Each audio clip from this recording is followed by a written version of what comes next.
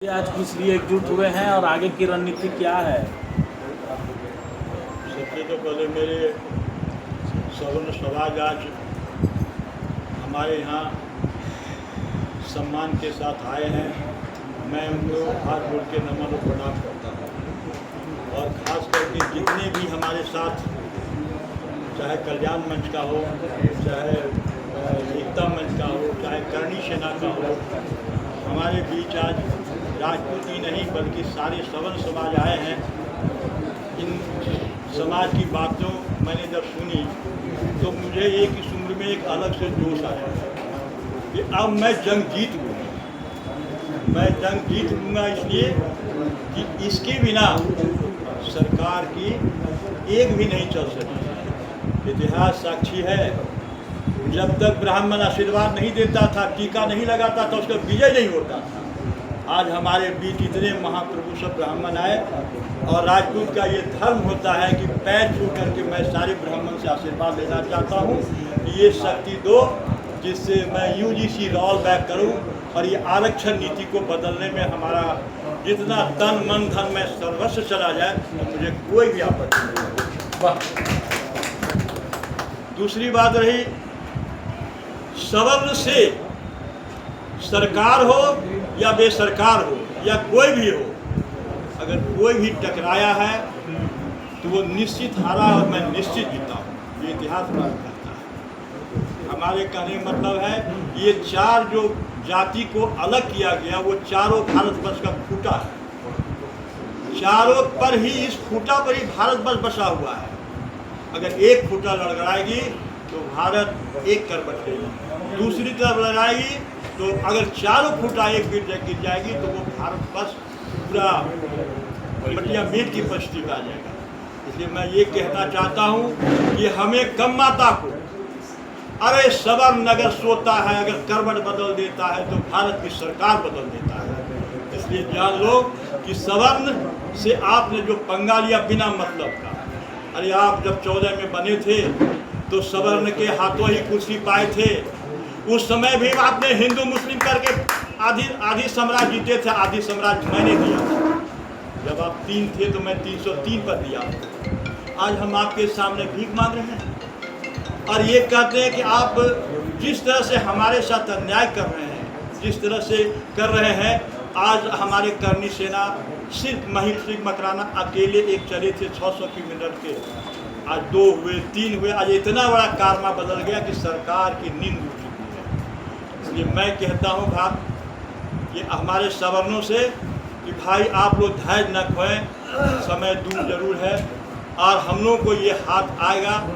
मैं कहता हूँ कि आपने तो 12 साल राज किए, आप एक बार ये किए, एक बार मंदिर मस्जिद का किए, एक बार आप जब 400 पार का नारा लगाए तो फिर तो आप 200 से नीचे आ गए।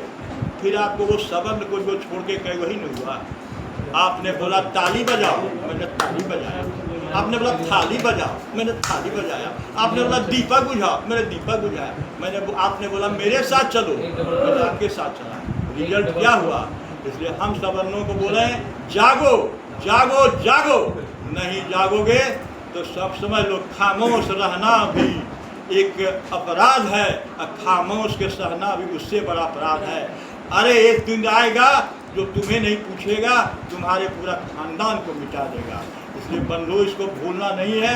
मेरा कहना है कि मैं सरकार से ये कहता हूँ कि दे दो केवल 5 ग्राम, रखो अपनी धरती तमाम। हमको सिर्फ यूजीसी लौटा दो, आरक्षण की नीति बदल दो। आज जो ये रामविलास जी के बेटे बोलते हैं, मैं ये कहता हूँ कि आप आरक्षण तो तुरंत खत्म हो जाएगा। आप अपनी सारी संपत्ति दे दो एससी को, क्यों नहीं देते हो? नहीं देगा ना। इसलिए लंबी बात। और वो आज जिस तरह से अकेले दम पर आज ST का मरता, आज हमारे बिहार में 76 अथी हैं वो हमारे सवर्ण समाज के विधायक, लेकिन लोग कुर्सी से चिपकने के लिए आएंगे, फिर हमसे वोट मांगने के लिए। मैं उस समय उन्हें रिलेशन सिखाने का काम करूँ। बिना सवर्ण का आप भी नहीं बने हैं। इसलिए मैं जनप्रतिनिधि से कहता हूँ कि आप इसमें आगे आए, हमारी पुकार को सुने, हमारी मांग को सुने। इसलिए कि जब हम लोग इलेक्शन के समय तो आप गोली नहीं खाते, हमारी झूठी मूठी जो आप लड़ाई लगा के लाते बेचारे, वो निर्दोष मारे जाते हैं। आज आपको सुनना होगा, नहीं सुनोगे तो 3 साल के बाद आपको सबक सिखाने के बाद करेगा। मुझे ना बीजेपी करना है, ना कांग्रेस करना है, ना कोई पार्टी करना है। अगर भगवान चाहा तो हम लोग अगर जीतने का कोशिश करोगे, जीतेंगे नहीं तो हराने का कोशिश भी जरूर करूँगा और भारतवर्ष को पैदल लाने का जरूर कोशिश करूँगा। इसलिए हम तो ये बार बार कहता हूँ कि आप अभी भी चेत जाओ और हम लोग की बात को सुनो, और ये अंग्रेजों जैसा आप मत करो। आज जिस तरह से तुम लीलावती मैदान में, वहाँ पर दिल्ली में जिस तरह से मैंने जानवर को नहीं मारा था, उस तरह तुम मेरे बच्चे को मार रहे हो। अरे जालियाबाग बना दो ना, हम सवर्णों को ले जाके एक बार खड़ा कर दे, गोली मार दो ना। अरे ऐसे सीधे तुम नहीं लड़ सकता जब तक कि अपनी, अरे जब पुलिस का डंडा रहेगा, जब जब डरता है सरकार तब तक लेके डंडा, पुलिस डंडा लेकर आती है। अरे संविधान में तो ये बात है कि मैं अपनी बात आपको कह सकता हूँ, सुना सकता हूँ, आप सुनते सकते हो, मेरा क्यों नहीं सुनिएगा? कोई ऐसी नहीं है।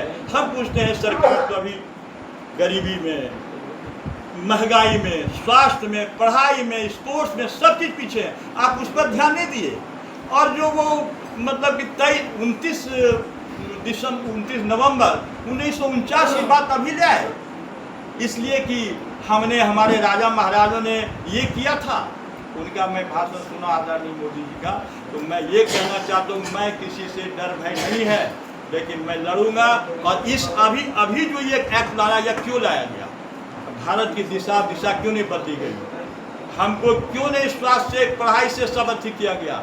अरे हम तो कहते हैं ST वाले अभी जगह है ना महाराष्ट्र में, वो समझ गए कि ST क्या है, वो आरक्षण हमको क्यों नहीं मिलता है। अब धीरे धीरे ऐसी आएगी, आज जिस तरह समय करे, कल तुम्हें वो भी करने का कोशिश करेगा। इसलिए बंधु यही कहेंगे लास्ट में, ज़्यादा लंबा चौड़ा नहीं बोलूँगा। ये सरकार को ये नीति लाने की भी कोई ज़रूरत नहीं था, ये सिर्फ हम लोग को दबाने के लिए अब वोट की राजनीति किया। वो कहता है कि हमको सवर्ण का वोट नहीं चाहिए, हमको सवर्ण का मदद नहीं चाहिए। भूल गए, आपको मदद लेना होगा, बहुत जल्द लेना होगा। और हम लास्ट में कहेंगे, अगर आप नहीं मानोगे, नहीं कहोगे, तो आप समझ लो ये विस्तृत रूप रहेगा, मैं रहूं या ना रहूं, लेकिन मेरे बच्चे अगर इस बात को समझेंगे तो आपसे उस समय भी लड़ेंगे जब आपकी कानून होगी, आपकी कोर्ट होगी। और ये कहते हुए मैं कहता हूँ कि भारत माता की जय। हमारा UGC रोल बैक करो, आरक्षण में सुधार करो, तभी मानेंगे, नहीं तो 1 तारीख से हम लोग अपने ताकत को दिखाने की कोशिश करूंगा। और आप जितना ताकत दिखा दो, हमें दबाओ, और हम दबेंगे नहीं। बहुत बहुत धन्यवाद।